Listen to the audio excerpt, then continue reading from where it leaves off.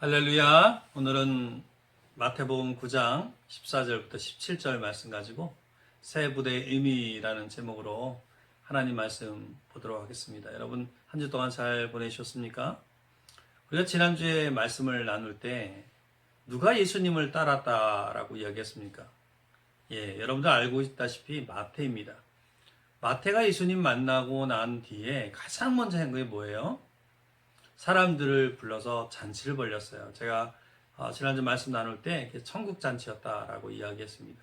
근데 그 자리에 마태와 죄인들과 세리와 이런 사람들이 있었는데 그들만 있었던 게 아니었다고 했습니다. 누가 그 자리에 있었다고 했어요? 바리새인들이 왔다라고 했어요. 근데 바리새인들이 와서 그냥 있던 것이 아니라 어떤 말을 했어요. 비난을 했다고 했습니다. 누구를 비난했다고 했어요? 예수님을 비난했다고 했어요. 예수님을 직접 비난한 것도 아니고 제자들을 통해서 비난했다고 했어요. 세리와 또 죄인들과 함께 했던 예수님을 비난했다고 했습니다. 이처럼 바리새인들은 어떤 사람들이었습니까? 예수님이 자신들을 위해서 하나님이 보내신 그런 메시아인 것을 그들은 깨닫지 못했어요.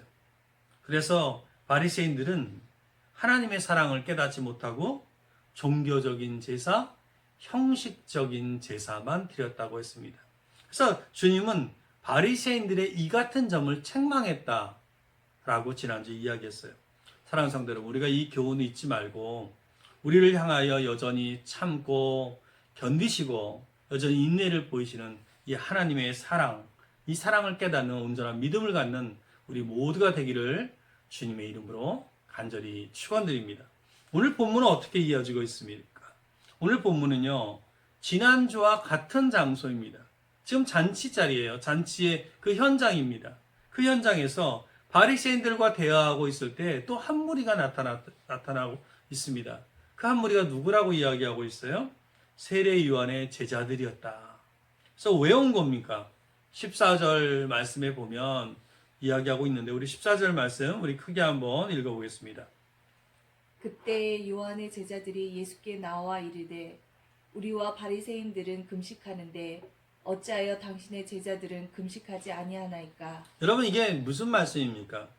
이 말씀에 보면 세례 요한의 제자들인 자신들은 바리새인들과 함께 그들은 그 하나님의 구약의 명령에 따라 율법에 따라 금식을 하는데 왜 예수님의 제자들은 금식을 하지 않냐라는 이런 얘기예요.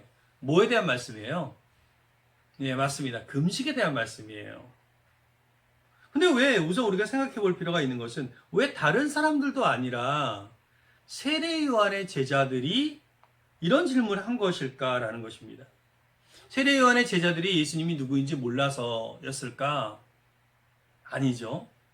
예수님이 누구인지 세례 요한의 제자들은 세례 요한에게 배웠을 거예요. 그 세례 요한의 제자들은 세례 요한에게 무엇을 배웠습니까? 회개의 중요성에 대해서 배웠어요. 회개하라. 회개의 중요성에 대해서 배웠어요. 또 물세례도 받았습니다. 그리고 세례 요한이 외치는 소리를 들었습니다.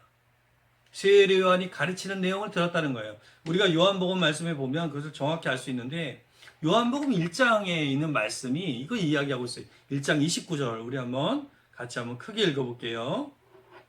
이튿날 요한이 예수께서 자기에게 나아오심을 보고 이르되 보라 세상 죄를 지고 가는 하나님의 어린 양이로다. 여기에 말씀에 보면 요한이 분명히 외치고 있어요. 뭐라고 이야기하고 있습니까? 보라 세상 죄를 지고 가는 하나님의 어린 양이로다. 요한은 이렇게 세례 요한의 제자들이 보는 앞에서 이렇게 하나님 말씀을 외쳤다라는 것입니다. 요한복음 1장 34절에도 보면 또 뭐라고 이야기하고 있냐면 우리 한번 크게 읽어보겠습니다. 시작. 내가 보고 그가 하나님의 아들이심을 증언하였노라 하니. 여러분 이 말씀은 무슨 말씀이에요?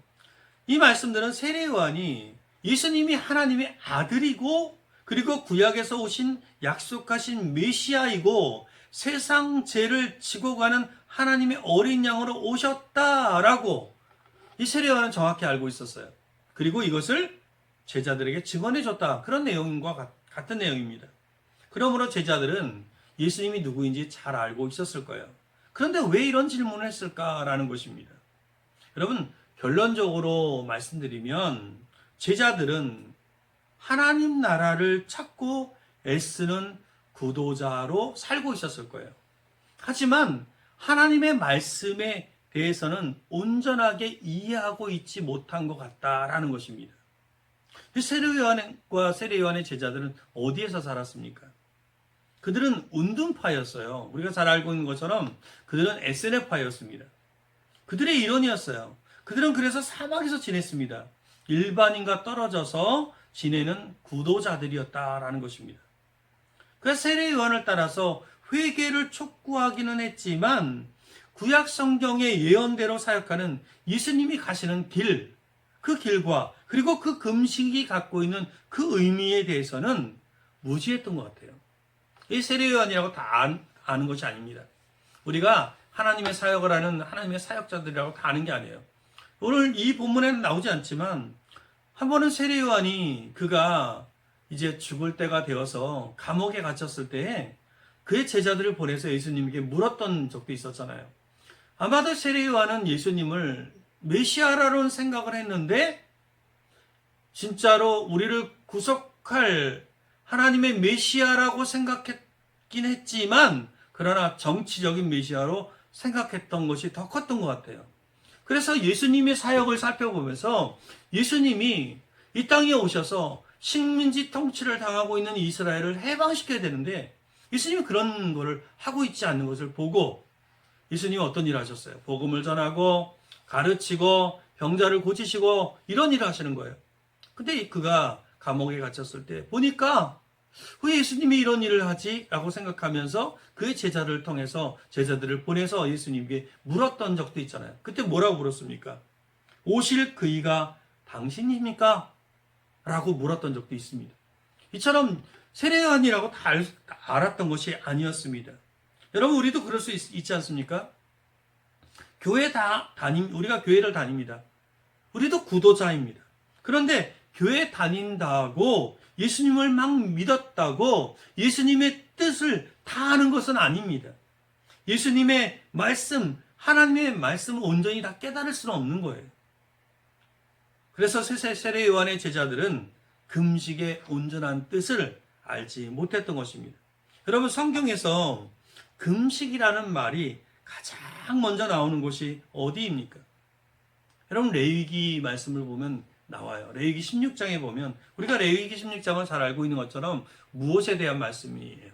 속죄일에 대한 말씀이에요. 여러분 속죄일이 뭐예요? 욤키프로예요. 이스라엘의 달력은 우리와 다릅니다. 우리는 새해 첫날이 언제예요? 1월 1일입니다. 그러나 이스라엘은 언제가 새해 첫날입니까? 7월 1일이에요. 7월 1일이 무슨 날이에요? 그게 나팔절이에요. 나팔절입니다. 그로부터 일주일이 지난 그 날이 바로 속죄일입니다. 대속죄일입니다.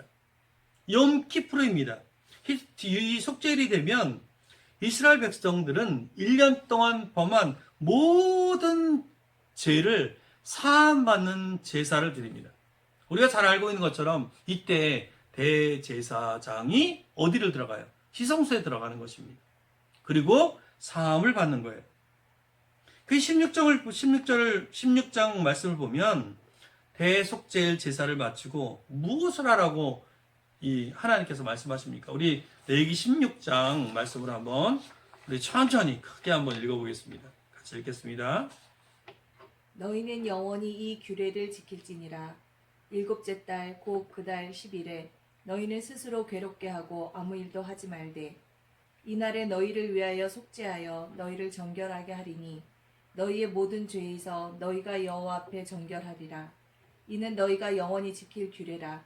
이스라엘 자손의 모든 죄를 위하여 1년에 한 번 속죄할 것이니라. 여러분 그러므로 우리가 이 말씀을 보면서 무엇을 떠올려요? 십자가 사건을 떠올리지 않습니까? 여러분 십자가 사건이 무엇입니까? 대속죄 사건이에요. 욤키프로예요. 그래서 속죄일의 의미는 욤키프로의 의미는 예수님이 저와 여러분의 죄를 단번에 사해 주시는 십자가 대속의 제사를 모형하고 있는 거예요. 그런 제사인 것입니다. 그래서 이스라엘 사람들은 이 속죄일에 그동안 범한 모든 죄를 다 사함받았습니다. 속죄일은요 십자가 사건의 모형입니다. 우리가 그동안 지었던 모든 죄를 사함받는 복음이 밝히 드러나는 사건이라는 것입니다. 그동안은 율법으로 안 된 것이 복음으로 인해서 여호와 앞에서 정결되는 그 사건이 뭐예요? 십자가 사건이라는 것입니다. 근데 이 말씀에 보면 우리가 특이하게 볼 수 있는 말씀이 있어요. 여기 보면 뭐라고 이야기하냐면 그달 10일에 너희는 스스로 괴롭게 하고 아무 일도 하지 말되 이런 말씀이 있어요. 여러분 여기 이 말씀을 보면 여기서 스스로라는 말을 히브리어로 뭐라고 합니까? 네페시라고 합니다. 여러분 네페시라는 말은요 호흡하다라는 뜻이에요. 호흡하다. 그리고 뭐라고 이야기해요? 괴롭게 하라. 여기 이 괴롭게 하라는 히브리어로 아나라고 합니다. 아나. 위협하다라는 말이에요. 그게 무슨 말이냐면 스스로 괴롭게 하다라는 말은 무슨 말이에요? 호흡을 위협하라는 얘기예요. 호흡을 위협하라. 다시 말하면 무슨 말이에요? 목숨을 위태롭게 하라. 이런 말입니다. 여러분 목숨을 위태롭게 한다는 것은 무엇입니까? 금식하라는 거예요. 그래서 이스라엘 백성들은 이 레위기 16장의 말씀에 따라 이때부터 금식을 시작한 것입니다. 이스라엘 백성들은 이때 이후로 금식을 해왔어요. 어떤 상황 속에서도 금식을 했어요. 이스라엘이 멸망할 때도 그들은 금식했어요. 이스라엘이 바벨론에 의해서 포위를 당하고 성전이 무너지고 예루살렘 성이 무너지고 그들이 바벨론으로 끌려가서 70년 동안 그 바벨론 유수를 가지면서도 그들은 끊임없이 뭘 했어요? 금식을 했다라는 거예요. 금식을 했습니다. 여러분 그런데 하나님께서 이 금식을 기뻐하셨냐는 것입니다. 하나님이 이 금식을 기뻐하셨냐는 거예요. 여러분 하나님 금식을 기뻐하셨습니까? 스가랴 7장에 보면 뭐라고 나와요? 스가랴 7장을 한번 우리 크게 한번 읽어보겠습니다. 같이 읽겠습니다. 온 땅의 백성과 제사장들에게 이르라. 너희가 70년 동안 다섯째 달과 일곱째 달에 금식하고 애통하였거니와 그 금식이 나를 위하여 한 것이냐. 너희가 먹고 마실 때에 그것은 너희를 위하여 먹고 너희를 위하여 마시는 것이 아니냐. 하나님께서 뭐라고 말씀하고 계십니까? 너희가 금식을 하긴 했는데 그게 나를 위해 한 거냐라고 이야기하시는 거예요.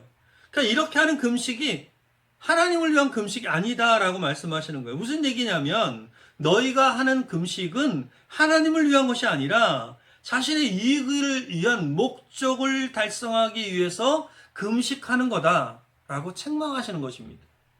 여러분 얼마나 허망한 일입니까? 그들이 금식을 했어요.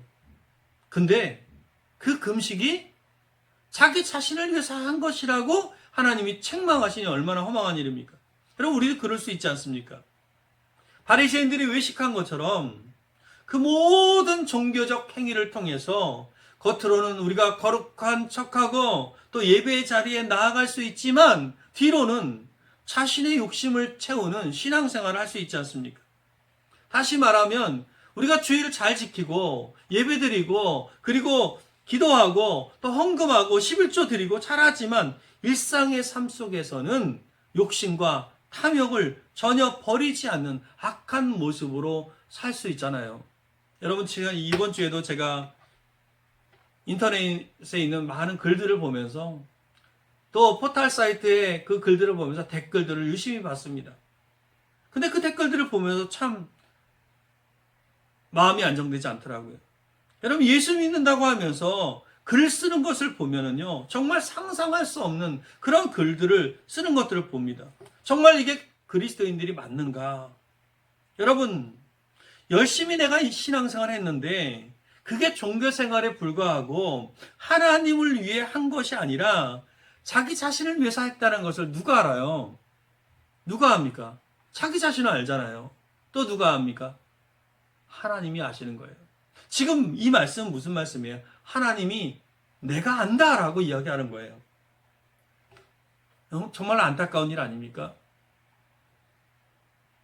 여러분 그렇다면 하나님이 정말 기뻐하시는 금식이 있을 거 아니에요? 그 하나님이 기뻐하시는 금식은 무엇이겠습니까? 우리 말씀 한 절 읽을게요. 이사야 58장입니다. 이사야 58장 우리 6절 말씀 크게 한번 읽겠습니다. 내가 기뻐하는 금식은 후각의 결박을 풀어주며 멍에줄 끌어주며 압제 당하는 자를 자유하게 하며 모든 멍에를 꺾는 것이 아니겠느냐. 여러분 이 말씀 좀 어렵지 않습니까? 근데 이 말씀 쉽게 표현하면 뭐예요? 무엇이 금식이라고 지금 이야기하는 거예요?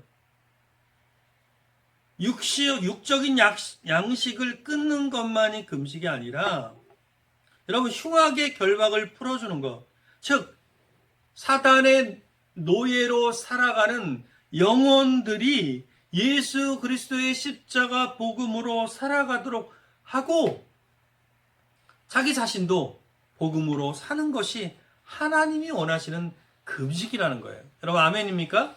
아멘. 여러분 흉악의 결박은 무엇으로 풀 수 있어요? 율법으로 풀 수 있습니까? 금식과 같은 율법의 행위로 풀 수 있어요? 그럼 복음으로 푸는 거 아닙니까? 그러니까 땅의 양식을 끊는 것만이 금식이 아니라 영의 생명을 죽이는 양식을 먹고 있는 자들에게 영을 살리는 복음의 말씀을 가르쳐 주고 전해 주어서 먹게 하는 것이 금식이라는 거예요. 아멘입니까? 아멘. 사랑하는 성도 여러분. 그래서 하나님이 원하는 금식은 뭐예요? 복음의 말씀대로 사는 것이 아니면 금식해도 금식한 것이 아니라는 것입니다. 복음의 말씀대로 살아갈 때만 하나님이 원하시는 금식을 하게 된다는 것입니다. 아멘입니까? 아멘. 여러분 이처럼 금식은 율법을 따라서 겉모양으로 먹지 않는 것이 아니라 영적인 생명을 살리는 복음대로 사는 것이 하나님이 원하시는 금식이라는 것입니다.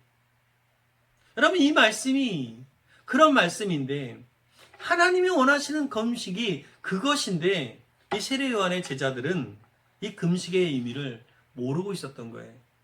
그래서 세례 요한의 제자들의 질문에 예수님께서 15절에서 이렇게 대답하셨어요. 15절 말씀 한번 읽어볼게요. 시작.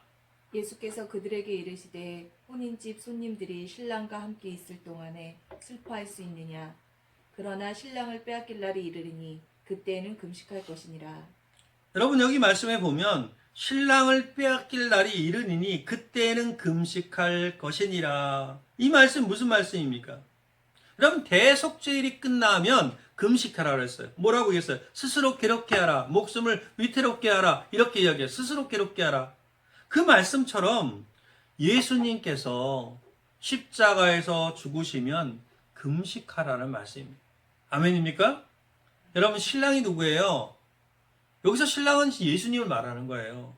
그리고 신랑을 빼앗길 날이라는 것은 무엇이냐면 예수님께서 십자가에 못 박혀 죽으실 날을 의미하는 것입니다. 때문에 우리는 예수님의 고난을 생각하면서 고난을 동참하는 마음으로 금식할 수 있다라는 것입니다. 여러분 요즘 같은 때는 우리가 금식할 수 있어요. 여러분 지난주에만 해도 전 세계 코로나 확진자 숫자가 30만 명 정도 됐습니다. 근데 제가 오늘 보니까요. 얼마나 많이 늘었습니까? 50만 명이 넘었어요. 여러분 이 죽어가는 영혼들 생각하면 우리가 금식할 수 있는 거예요. 하나님 저들을 돌이키게 하여 주옵소서 라고 하는 마음을 가지고 금식하며 나아갈 수 있는 거예요. 여러분 그것이 복음으로 사는 거예요. 여러분 이 말씀 깨닫는 저와 여러분들 되기를 주님의 이름으로 축원드립니다. 아멘. 근데 지금 예수님은요. 마태와 죄인들과 세리들과 그 죄인들과 뭐 하고 있어요? 잔치를 하고 있는 거예요. 주님은 유대인들의 전통인 금식일에 뭐 하고 있는 거예요? 식사를 하고 있는 거예요. 그래서 이 말씀대로라면 금식하지 않는 이유가 무엇입니까? 신랑과 함께 있기 때문입니다. 여러분 우리가 신부라고 했어요. 신랑이신 주님과 함께 있기 때문입니다. 그러므로 이 잔치 현장은 어떤 현장인 것입니까? 복음이 이루어지는 현장인 것입니다. 아멘입니까? 아멘. 복음대로 사는 현장인 거예요. 주님이 이 땅에 오신 것은 마치 신부가 신랑을 맞이한 것과 같은 일인 것입니다. 그러므로 어떤 일이에요? 기쁜 일이에요.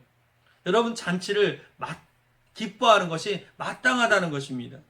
그러시면서 예수님께서는요. 세례 요한의 제자들이 예수님이 행하시는 일들을 알지 못하는 이유를 설명하고 있어요. 16절, 17절에 보면 뭐라고 이야기하고 있습니까? 16절, 17절 우리 한번 같이 우리가 잘 알고 있는 말씀인데 같이 한번 읽겠습니다. 시작. 생배 조각을 낡은 옷에 붙이는 자가 없나니 이는 기운 것이 그 옷을 당기어 헤어짐이 더하게 됨이요 새 포도주를 낡은 가죽 부대에 넣지 아니하나니 그렇게 하면 부대가 터져 포도주도 쏟아지고 부대도 버리게 됨이라. 여러분 이 말씀 우리가 잘 알고 있는 말씀입니다. 여기서 여러분 낡은 옷도 나오고 낡은 가죽 부대 나옵니다. 여러분 낡은 옷과 가죽 부대를 무엇으로 이해했습니까? 여기서 낡은 옷과 낡은 가죽 부대는 무엇이에요? 유대교의 교리를 이야기하는 거예요. 무엇을 가리키는 거예요? 율법을 가리키는 것입니다. 율법에 갇혀 있는 그 마음을 이야기하는 것입니다. 그리고 생배 조각과 새 포도주는 무엇이에요? 진리의 말씀인 예수님의 복음을 의미하는 거예요. 그러니까 무슨 말입니까? 그리스도의 복음은 유대교의 낡은 전통의 율법에 얽매이지 않고 율법적 형식을 추구하지 않는다. 거기에 갇혀있지 않는다라는 것입니다. 여러분, 저와 여러분이 하나님을 믿고자 하는 믿음이 있다면 그 마음이 무엇으로 채워져야겠습니까? 당연히 이 말씀처럼 새 포도주와 생명의 말씀으로 그리스도의 복음으로 채워져야 되지 않겠습니까? 그런데 이 생명의 말씀은 누가 주는 거예요? 생명의 말씀은 누가 채워주는 거예요? 성령님이 채워주시는 것입니다. 아멘입니까? 아멘. 우리가 여전히 신앙생활을 한다고 하면서 율법적으로 살고 율법에 나 자신을 가두면 낡은 옷과 낡은 가죽에 넣는 옷이 헤어지고 부대가 터지는 것처럼 된다는 것입니다. 그래서 율법적으로 살고 율법에 나 자신을 가두는 게 뭐예요? 이번 주에도 예배 드렸으니까 됐어. 이번 주에도 내가 헌금했으니까 됐어. 이번 주에도 내가 하나님께 11조 드렸으니까 됐어. 나 구원받았어. 형식적인 예배, 형식적인 기도, 여러분 이것이 낡은 옷이라는 거예요. 세례 요한의 제자들이 아무리 예수님에 대해서 잘 가르침을 받고 예수님을 믿고 하나님 나라에 들어가려고 해도 복음으로 사는 것이 아니라 여전히 율법적인 것에 매게 되면 여러분 어떻게 돼요? 생명의 말씀을 흘려버리게 되는 거예요. 여러분 아멘입니까? 아멘. 여러분 우리가 여전히 신앙생활 한다고 하면서 율법적인 그런 모습 가운데 우리의 신앙생활이 있다면 어떻게 되는 거예요? 생명의 말씀을 흘려버리는 거예요. 그래서 믿음에 이르지 못하게 되는 거예요. 아멘입니까? 아멘. 저와 여러분도 마찬가지입니다. 오늘날도 교회에서 그 어떤 외적 행위가 신앙의 척도가 되고 그 어떤 금욕행위가 그 사람의 믿음을 평가하는 기준이 되고 있다면 우리는 뭐 하고 있는 거예요?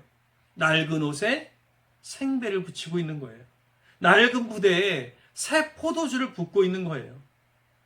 사랑하는 성도 여러분, 새 포도주는 복음의 말씀은 새 부대에 넣어야 둘 다 보존되는 것입니다. 아멘입니까? 아멘. 근데 우리가 이것을 우리 스스로의 힘으로 보존할 수 있습니까? 없어요. 그럼 어떻게 해야 합니까? 우리 말씀 한 구절 읽고 오늘 말씀을 마치려고 해요. 이 말씀에서 이야기하고 있어요. 에스겔서 11장 말씀입니다. 우리 같이 한번 크게 읽겠습니다. 시작. 내가 그들에게 한 마음을 주고 그 속에 새 영을 주며 그 몸에서 돌 같은 마음을 제거하고 살처럼 부드러운 마음을 주어 내 율례를 따르며 내 규례를 지켜 행하게 하리니 그들은 내 백성이 되고 나는 그들의 하나님이 되리라.